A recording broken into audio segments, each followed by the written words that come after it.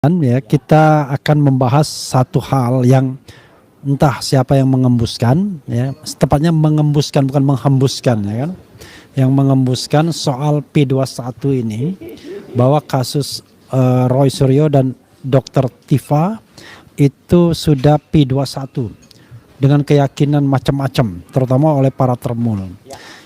Kami tadi sudah press conference dan kami mengatakan tidak mau berspekulasi, tetapi kami melakukan analisis. Jadi analisis hukum yang sudah disampaikan adalah bahwa kasus ini sudah tidak layak baik secara formil maupun material. Secara formil lampau waktunya sudah kebangetan, lewat waktunya sudah berbulan-bulan. Kalau dihitung tadi saya mengatakan kalau pengembalian P19 seharusnya jatuh temponya tanggal 9 atau 10 Februari.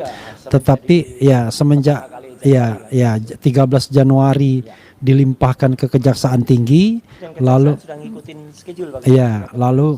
Kejaksaan Tinggi ngikutin schedule 7 hari, dia mengatakan berkas tidak lengkap dan harus dilengkapi. Kemudian berkas dikembalikan pada tanggal 26 Januari 13 hari kemudian, maka kewajiban pihak penyidik Polda Metro Jaya harusnya mengembalikan berkas itu selambat-lambatnya 14 hari, dan itu jatuh temponya ya kurang lebih 8-9 Februari. Nah, sobat yang sekalian, faktanya ternyata mereka tidak melakukannya. Kalau berdasarkan press conference yang pernah diadakan oleh Polda Metro Jaya sendiri, mereka baru melimpahkannya pada tanggal 17 April. Jadi dari Februari ke April ya sudah kita katakan sudah lewatnya kebangetan, lewat 80 sampai 90 hari. Dan ini sesuatu yang tidak bisa ditolerir lagi kalau kita berpatokan pada undang-undang yang menjadi pedoman, yaitu pasal 138 ayat 2 Kitab Undang-Undang Hukum Acara Pidana. Itu Undang-Undang Nomor 8 1981. Kenapa digunakan KUHP lama? Karena pasal peralihan dari KUHP yang baru, Undang-Undang Nomor 20 tahun 2025 mengatakan ya bahwa 361 huruf A, kalau seandainya sebuah kasus itu sudah masuk dalam tahap penyidikan maka digunakan KUHP yang lama. Tapi kita mau toleransi karena KUHP lama agak sumir, hanya mengatakan 14 hari, setelah itu nggak jelas. Jadi pengembalian P19 itu 14 hari nggak jelas. Di KUHP baru lebih jelas, back and forth-nya lebih jelas. Tapi itu pun kalau ada batasnya. Jadi iya, P19 itu bisa dikembalikan setelah dianggap tidak lengkap, maka kemudian dikembalikan lagi dan harus dilengkapi dalam jangka waktu 14 hari lagi, tapi kemudian diundang gelar perkara khusus. Nah, gelar perkara khususnya itu menentukan tindak lanjut perkara. Kalau dianggap lengkap dan lain sebagainya, maka dikembalikan lagi kepada kejaksaan, ya, jaksa peneliti, dan kejaksaan itu punya waktu 14 hari lagi untuk menetapkan apakah akan melimpahkannya ke pengadilan atau menghentikan perkara ini. Karena itu mereka sebagai dominus litis, ya, sebagai pengendali perkara, kejaksaan itu memiliki sebuah diskresi sesungguhnya yang tidak melanggar undang-undang tentunya untuk menyetop kasus ini. Nah, kami tadi sudah mengatakan tidak jelas kasus ini sebenarnya berada di mana barangnya. Apakah mereka diam-diam bolak-balik dalam rangka koordinasi, ataukah sebenarnya ada keraguan dari pihak-pihak baik penyidik maupun jaksa untuk menindaklanjuti perkara ini karena sumirnya barang bukti utama berupa ijazah yang kata Mas Roy 99,9% palsu, dan kata Dr. Tifa fotonya itu 92,37% itu tidak sama dengan foto Jokowi, matematika Bayesian yang merupakan matematika kedokteran. Nah, itu adalah sebuah statement dari academician, ya, orang yang bisa dipertanggungjawabkan ilmunya, dan inilah yang kemudian menjadi pangkal tolak untuk penersangkaan, ya kan? Karena itu sekali lagi kita akan membahas ini, apa sih sebenarnya isu-isu yang kemudian mengatakan bahwa ini P21 dan lain sebagainya. Dan apakah kemudian penegakan hukum itu harus tunduk pada keinginan pihak-pihak luar, terutama pihak-pihak yang tidak ada kaitannya dengan kasus ini, tidak punya legal standing dan lain sebagainya. Nah, di sisi lain kita juga bersepakat untuk melaporkan barangkali bisa 3 bisa 1, ya, yaitu 3 atau 1 pelapor yang tidak jelas legal standingnya. Karena kalau Pak Jokowi melaporkan silakan, hak dia untuk melaporkan. Perkara kemudian perkara kemudian itu pun tidak justified berdasarkan ilmu hukum yang ada, tetapi masih bisa dipahami. Tapi ini ada Lecumanan, ada Andi Kurniawan, ada Maret Samuel Soekin gitu yang nggak punya hak. Ya, apa kaitannya dengan mereka? Masa kalau mengaku sebagai pengagum, sebagai relawan dan lain sebagainya tiba-tiba bisa ikut mengadukan? Karena itu untuk memberikan pembelajaran kepada mereka, kita akan adukan balik mereka ya. Dua prinsipal. Mas Dr. Tifa sudah berketetapan ya untuk melaporkan mereka sebagai pembelajaran publik bahwa kalau Anda tidak jelas legal standingnya, jangan Anda berupaya mengkriminalisasikan orang. Sama saja mereka membuat keterangan di atas akta palsu. Iya, karena tidak ada kaitannya sama sekali dengan mereka, tapi tiba-tiba mereka mengatakan dirugikan. Dirugikan tidak jelas dirugikannya apa. Masa dirugikannya perasaan mereka terluka. Gitu. Organisasi Pradi Bersatu merasa terluka. Nah, ini hal yang kemudian harus kita pahamkan bahwa itu adalah sesuatu hal yang tidak benar. Oke, selanjutnya saya memberikan kesempatan pada Mas Roy untuk dipanggil Mas Roy karena ada juga Mas Boy kan. Oke, silakan Mas Roy untuk mengeksplorasi apa yang terjadi hari ini di orbit para termul itu. Silakan. Terima kasih Mas Refli. Jadi untuk pemirsa RH Channel dan juga Roy Suryo Official, beberapa menit sebelum kita tayang ini ya, ini di jalur podcast ya gitu di Ranah Maya ada pembicaraan antara dua pembohong ya. Ini pembohong atau pembual lah, mirip-mirip ya. Karena yang satu mengatakan P21 sudah ada gitu, hanya memang belum umumkan. Sementara yang satu lagi terus berbohong soal Twitter palsu.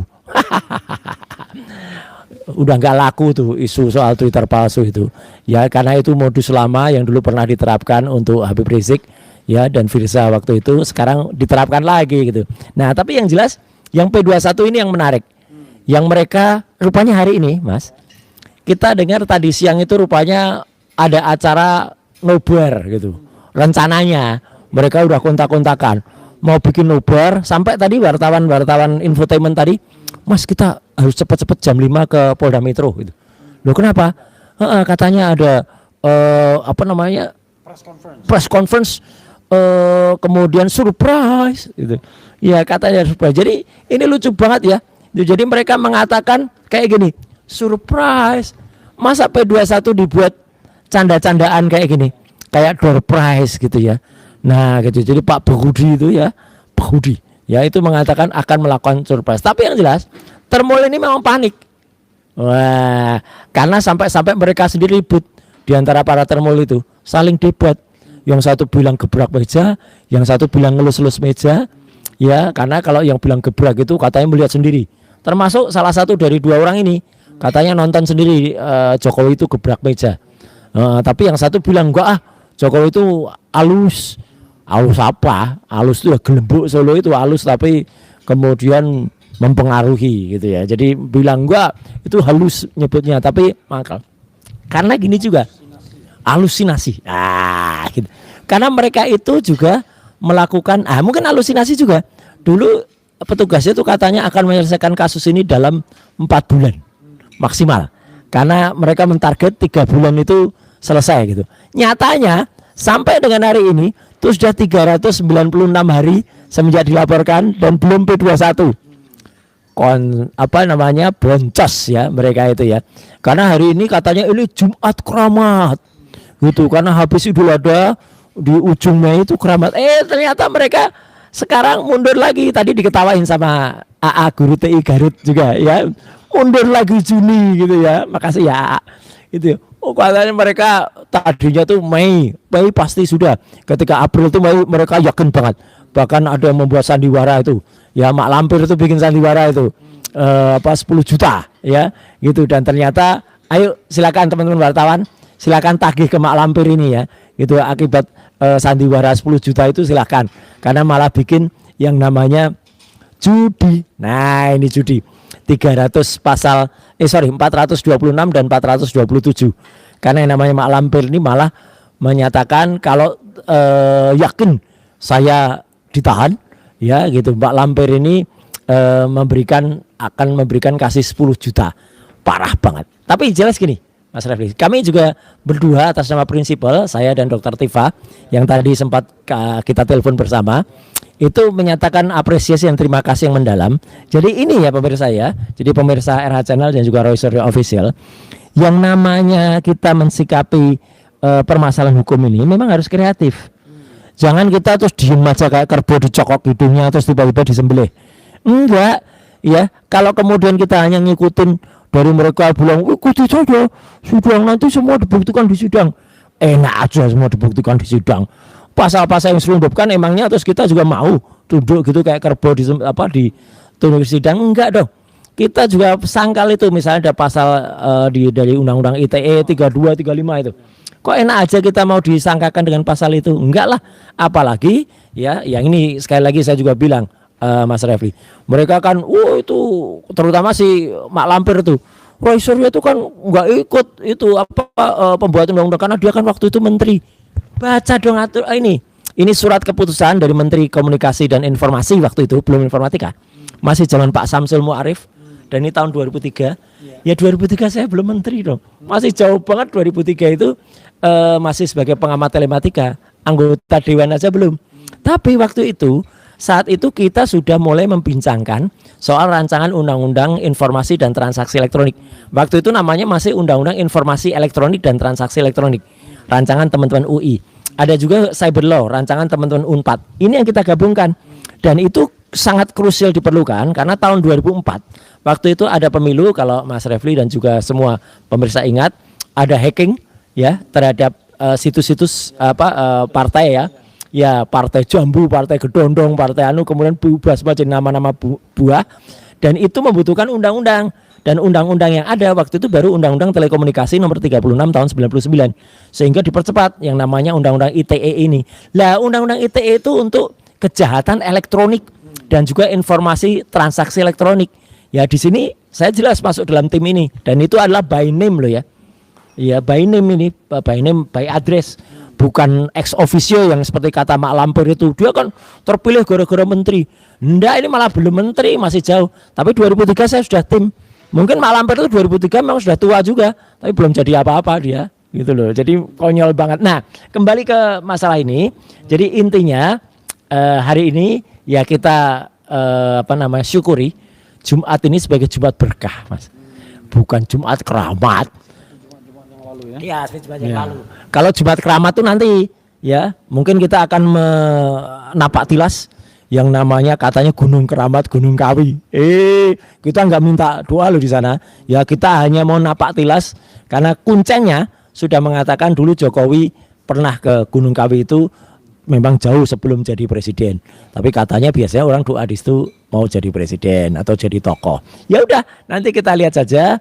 Yang jelas boncos lagi, ini sudah akhir Mei, sudah akhir pekan juga, dan tantangan mereka yang katanya mana, yang 10 juta itu kasih ke wartawan, ya si Mak Lampir. Kemudian si Licu Manan itu juga nawar-nawarin 10 juta itu. Ayo tuh kasih ke media kayak bahkan ada yang nawarin 5 miliar. Ya kalau belum P21 atau kemudian tidak jadi ditahan. Ya jahat banget mereka itu. Tapi yang jelas kita tidak hanya berterima kasih ke masyarakat, Mas, tapi juga berterima kasih, bersyukur kepada Tuhan Yang Maha Kuasa, Allah Subhanahu wa taala, yang terus memberikan pencerahan. Moga-moga para jaksa peneliti dan juga kejaksaan sekaligus petugas di Polda Metro, para penyidik itu diberi hidayah oleh Allah Subhanahu wa taala. Kira-kira gitu, Mas. Oke. Jadi selain itu ada satu hal ya, ada beberapa sebenarnya alasan untuk mengatakan kasus ini sudah selayaknya dihentikan sebagaimana kita sampaikan tadi. Selain lampaunya waktu, sobat RH sekalian, sobat Roy Suryo Official, ada juga soal terbitnya restoratif justice yang kemudian ditindaklanjuti SP3. Betul. Jadi oleh para tersangka ya, jadi karena ini core bisnisnya adalah delik aduan, Ya. kalau terjadi restoratif justice harus disertai dengan pencabutan laporan pidana. Yang dicabut itu suratnya. Iya, karena laporan pidana itu harus dicabut karena ini adalah delik aduan. Nah, ketika Egy Sujana, Damai Hari Lubis mendapatkan restoratif justice, nah, dan kemudian hendak menuju SP3, maka syaratnya adalah harus mencabut laporan polisi atau laporan pidananya terlebih dahulu, ya, laporan LP-nya, laporan polisi. Karena laporan polisi itu berada dalam nomor yang sama, maka begitu dia dicabut, maka semuanya hancur, semuanya gugur. Nah, ini adalah teori tentang administrasi yang benar. Jadi kita tidak menolak bahwa masing-masing orang punya peran sendiri, baik tempus maupun locus delictinya, walaupun itu juga tidak jelas. Tetapi ketika diadministrasikan hanya dalam satu berkas, maka administrasi itulah yang menyebabkan kemudian perkara ini gugur automatically. Ini Mas Raffi. Ya. Banyak yang mungkin tidak tahu bahwa mungkin mereka kan tahu kan itu berkasnya di split. Ya, pemirsa semuanya, saya kasih tahu. Undangan mulai dari undangan klarifikasi dan panggilan selaku saksi waktu itu ya atau selaku tersangka itu adalah hanya menyangkut dua tempus dan lokus. Itu saja nggak boleh. Harusnya hanya satu tempus dan lokus. Yang pertama kali tanggal 26 Maret 2025 dan yang kedua tiba-tiba diganti 22 Januari. Itu sama semua, mulai dari Egy, Damai Hari Lubis semua sampai saya tanggalnya sama. Lah tanggal itu saya berkelakar mengatakan, Mas, lah saya belum lahir di masalah ini. Apalagi Dian Sandi belum posting. Dian Sandi itu postingnya tanggal 1 April. Iya, April Mop, kok tiba-tiba ada posting dan tiba-tiba kami dimasukkan ke dalam lokus dan tempus Egy Sujana. Jadi itu adalah kantornya. Iya, TPUA di sekretariat TPUA itu, Mas. Jadi supaya orang tahu surat yang saya terima adalah itu, supaya tidak kemudian mungkin kemarin Rifai juga kaget karena dia bilang gini ketika acara itu, kami melaporkannya itu. Nah, mungkin dia juga nggak ngerti kalau polisi ternyata manggilnya pakai surat dengan copy paste itu, Mas. Ya, dia melaporkan 31 link katanya. Ya. 31 link itu disuruh polisi mencari siapa yang harus bertanggung jawab, tapi rupanya Tanggalnya yang tertulis Iya, tercetak itu tap- yang secara hukum. iya. Nah, karena itu sebenarnya ini kan kasus ini sudah sumir dari awal. Persis. Sehingga ketika mau ditindaklanjuti oleh jaksa peneliti pun bingung. Karena sudah zong dari awal. Jadi kalau kita bicara splitsing tadi, memang kasus ini akhirnya dipisah-pisah. Ya. Karena itu untuk memudahkan nanti proses kalau Ya. memang ada persidangan, kalau ada. Tapi jangan lupa semua dasarnya sama, laporan polisi yang sama dan laporan polisi itu sudah dicabut, Tanggalnya, sudah iya, dicabut. Sudah dicabut ketika Egy dan Iya. DL dapat. Nah, pertanyaannya adalah kalau laporan polisi itu dicabut dan kemudian dilaporkan lagi, tidak pernah terjadi. Tidak ada laporan polisi yang baru. Sehingga laporan polisi yang bernomor tanggal 30 April itulah yang menjadi dasar Ya, yang tanggal bagi 30 April ini, tanggal 13 bagi proses ini. Karena 30 April sudah dicabut, maka sesungguhnya ya tidak boleh lagi. Nah, itu dua ya, alasan kedua. Ya. Alasan ketiga ada tambahan misalnya di dalam surat yang kami terima Ya. itu ada ternyata Double ya, bahkan itu kan triple. ya itu kan perubahan pasal. Iya. Ternyata ada sprindik selain Ya, itu. sprindik pertama. Ada Sprindik pertama itu triple sprindik. iya, sprindik pertama itu sprindik 14 Juli 2025. Ya, itu Tapi tahun ternyata lalu. ada sprindik baru yaitu sprindik Januari ya. 15 Januari 2026 Terus dan ada ada lagi yang sprindik terakhir Maret 30 Maret 2026. Pertanyaan kita adalah secara teoritis tidak boleh objek yang sama ya, subjek yang sama dikenakan double atau bahkan triple Itu sprindik. istilahnya apa? Nebis in idem. Bukan. Yang lain ya? Artinya dasar untuk double ya. melakukan penyidikan itu kan harus satu. Ya. Kalau mengenai subjek dan objek yang sama. Betul. Ya. Ini kan subjek dan objeknya sama sesungguhnya. Walaupun ada perubahan pasal, tapi sesungguhnya kan sama itu. Nah, Ya. kalau seandainya ini dianggap sprindik baru itu tidak melampaui waktu yang ditentukan karena ini sprindiknya baru, ya. maka kami mengatakan penersangkanya batal karena penersangkaan didasarkan pada sprindik Yang tanggal awal 14 dulu, Juli. ya kan? Bahkan sprindik 15 Januari pun kita nggak paham. Iya, apa Tidak itu? ditembuskan kepada terlapor dan Padahal harusnya Iya, gitu ya. iya. Harusnya antara pelapor dan terlapor itu ditembusi. tembusin, Ya. apalagi tersangka. Itu Ya. ada lagi Mas Rem. Iya. Tersangka itu harusnya menurut aturan itu harus mendapatkan kopi berita acara pemeriksaan. Itu nggak ada. Sampai sekarang Mas Roy ini ya sama Dokter Tifa nggak tahu peristiwa apa yang menyebabkan mereka kemudian dibidik dengan pasal-pasal tersebut, mulai dari ancaman hukumannya 9 bulan sampai kemudian 12 tahun penjara. Yang Nah, ini 32, 35. ini yang kemudian ada ketidakjelasan. Jadi sobat era sekalian, sobat Roy Suryo Official, maka kita terus melawan dalam tanda kutip ya, dan mengatakan kepada Kejaksaan Tinggi DKI, tegaslah. Iya. Kalau memang kasus ini sudah tidak layak untuk ditindaklanjuti, hentikan kasus ini. Anda sebagai dominus litis itu punya hak untuk memperlakukan kasus ini sebagai kasus yang tidak layak untuk ditindaklanjuti. Jadi jangan khawatir, jangan ragu, dan jangan nunggu sign dari siapapun, tapi tegakkanlah hukum.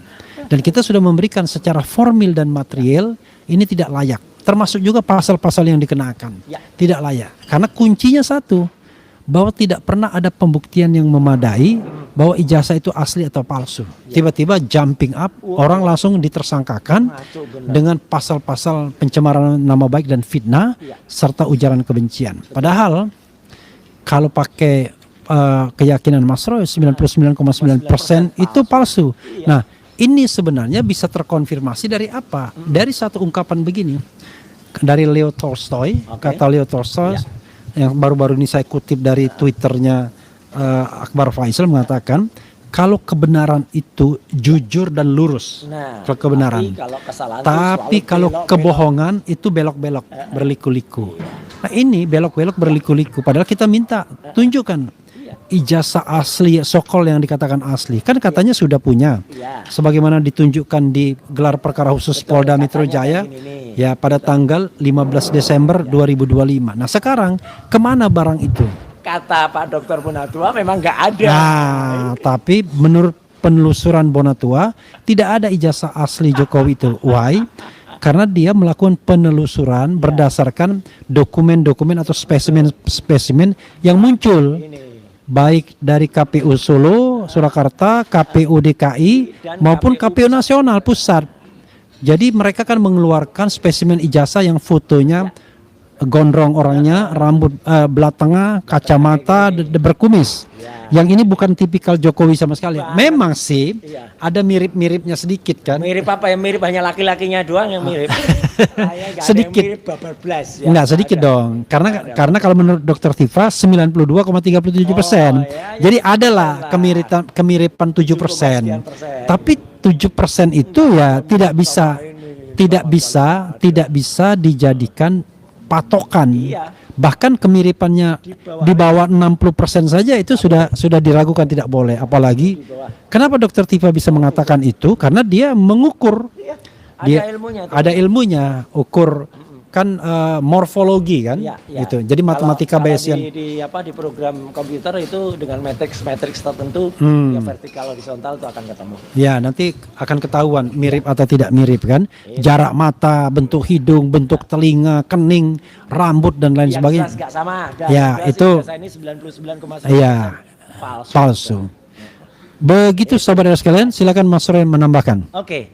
Jadi yang saya tambahkan ya, memang kenapa kemudian ada demi hukum ini harus selesai atau harus berhenti, karena ini sudah heboh, sudah riuh rakyat, apalagi ditambah dengan kepalsuan dan kebohongan pihak-pihak lain yang memang nggak ada legal standingnya, si Mak Lampir ini, kemudian dia malah menuduh dengan menggunakan bukti palsu berupa Twitter rekayasa. Itu mirip lagi, sekali lagi saya bilang itu mirip kasus Habib Rizik dan Firza. Waktu itu dibuat chatnya, ya chat yang agak berbau minor-minor itu. Sama persis, saya memang pernah punya Twitter namanya @akarmt_roysuryo2. Twitter itu dalam posisi sekarang itu disita oleh Polda Metro semenjak kasus beberapa tahun yang lalu. Jadi nggak ada lagi orang yang bisa menguasai itu, kecuali yang menyita. Jadi kalau tiba-tiba di situ ada tayangan, di situ tiba muncul dan kemudian sekarang sudah hilang. Siapa yang bisa memunculkan dan menghilangkan tayangan di situ? Ayo. ya. Dan apalagi lucunya itu dikasih tanggal tahun 2020. Padahal 2020 itu yang namanya ijazahnya Jokowi itu belum ditunjukkan oleh Sigit Sunarta ya. Jadi Sigit Sunarta waktu itu menunjukkan ijazah seperti ini yang terlipat seperti ini itu baru bulan Oktober tahun 2022. Jadi kan maksudnya mau bikin palsu-palsuan ya. Nah ini penampilan ijazah Jokowi yang pertama ini Sigit Sunarta ini 24 Oktober. Tapi mungkin saking niatnya bikin palsu, bikinnya tahun 2020 lah malah salah. Jadi makanya hal yang salah itu kemudian malah diglorifikasi oleh para termul anggota Ceboker Nusantara sekarang pada berglorifikasi itu ya. Ada yang namanya Swilo, tapi saya belum dengar sih Toyib belum ngomong ya. Mungkin malu dia udah ketahuan bohongnya dia bikin tayangan-tayangan yang nggak mutu itu dan kemudian yang lain ya. Tapi si Bu itu ya Irjan itu yang kemudian sekarang statusnya kedua orang ini ya Irjan sama Andi Aswan itu sebenarnya statusnya terlapor juga itu Mas. Itu di Polda Metro dilaporkan oleh Mas Michael Sinaga dan juga Pak Janes gitu ya. Tunggu aja ayo datang itu laporan itu jawab diklarifikasi jangan kemudian lari-lari. Nah, intinya itu Mas. Jadi kami tetap tegar, tetap bertahan dan kami tetap bersyukur karena katanya minggu ini Jumat keramat ya. Oh akhir minggu ini akhir bulan mana gitu ya gitu. Dan artinya kita tetap mempertanyakan juga kenapa kasus ini mau dipaksakan P21-nya. Katanya P21-nya malah kalau kata termul itu sudah ada kok sejak beberapa hari bahkan beberapa minggu yang lalu. Kalau beberapa minggu yang lalu ya bohong namanya ya. Kita ke kejaksaan itu tanggal 21 April ya para lawyer. Kemudian ke Kejaksaan Agung tanggal 30 April. Dan waktu itu mendapatkan jawaban memang belum ada belum nyampe di sana atau belum diproses. Tapi yang jelas kita itu bersurat dan melakukan audiensi yang resmi. Bukan kayak si Mak Lampir ini yang katanya saya boleh dong juga ke sana. Kemudian saya juga tanya ke sana. Kemudian saya bisik-bisik. Kemudian setelah itu tebak-tebak buah manggis. Gimana hukum kok ditebak-tebak buah manggis, bisak-bisik. Mungkin kalau bukan lawyer, kalau Markus memang kayak gitu tujuannya Mas gitu. Tapi ya itulah ya siapa itu Markus, nah, terjemahkan sendiri. Itu Mas dari saya. Makasih. Ya, saudara sekalian, nanti ini ada permintaan ya bagaimana kita membuat soal ijazah ini sistematis. Nanti setuju. Mungkin kita bikin film saja lah seperti Dirty Vote. Jadi kita atau pesta babi. Dirty Vote lah. Dirty Vote ya. Dirty Vote yang lebih fenomenal kan. Nah, seperti Dirty Vote kita nanti presentasikan mulai dari mana. Tapi yang jelas satu yang ingin saya tambahkan sebelum diakhiri bahwa Mas Roy dan Dr. Tifa itu melakukan penelitian didasarkan pada dokumen yang dikeluarkan oleh atau diupload oleh Dian Sandi. Itu primary dokumennya ibarat. Karena itu dokumen berwarna. Itulah dokumen berwarna yang mengatakan bahwa ijazahnya asli. Biar kalian tidak puas tidak penasaran. Libur lebarannya tidak terganggu. Ya gitu. Nah, dan ketika diteliti maka mendapatkan fakta 99,9% palsu. Bahkan ada yang bilang 11.000 triliun palsu. Tapi orangnya sudah jadi subjek tuh. Kalau seandainya ya sahabat sekalian ada dua kemungkinan. Pada tanggal 15 April 2025 yang dokumen yang ditunjukkan itu berbeda dengan apa yang diupload Dian Sandi, maka disitulah berarti ada yang melakukan tindak pidana. Kalau ini itu Dian Sandi nih, pada 1 April tuh. Kalau dikatakan sama, yang ributin fotokopi ijazah yang saya upload pada UTAS biar kalian tenang lebarannya. Nah, jadi kalau seandainya sama, maka itu sudah dikatakan dan diteliti oleh Roy Suryo, Rismon Sianipar, Dr. Tifa bahwa itu adalah palsu. Jadi silakan pilih, ya kan? Kalau sama palsu, kalau berbeda dua-duanya palsu. Gitu ya. Jadi sahabat sekalian itu saja yang ingin kita sampaikan. Mudah-mudahan bermanfaat dan sekali lagi ini janji kita untuk membuat ini lebih sistematis, seperti film lah ya. Nanti kita secara kronologis kita tayangkan satu-satu ya Kalau kan. kita sistematis, semua ada datanya, Ya, detail, oke. bukan hanya omong-omong, Ya. apalagi membual bohong kayak Ya. mak lampir itu. Oke. Wassalamualaikum warahmatullahi wabarakatuh.